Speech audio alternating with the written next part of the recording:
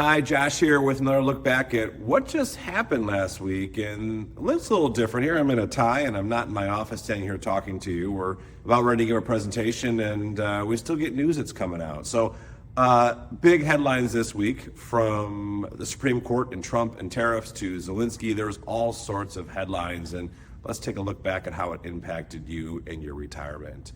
Markets had a bumpy start after the appeals court ruled that Trump's tariff plan using the Emergency Protections Act was still unlawful, but they did recover and actually hit some new highs. Started interesting. Putin invited Zelenskyy to Moscow to meet, but what the markets eventually looked at that as, hey, this might be a trap and Zelenskyy shouldn't go. And so we're back to kind of ground zero in regards to that peace talk.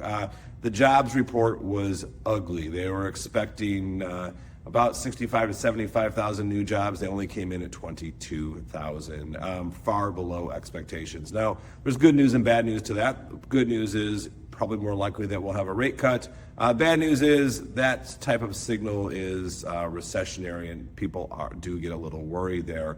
For the first time in years, there are fewer job openings than people actually looking for work, and so these numbers keep coming in. Wall Street is looking forward to the Fed meeting coming up here. In fact, now we're looking at around 11% likelihood of maybe a 50 basis point cut. We're still pretty confident in that 25 basis point cut.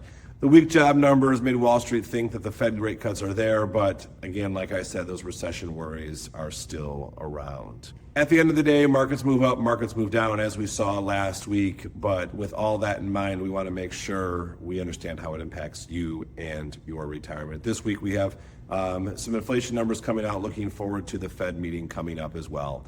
Look forward to talking to you next week.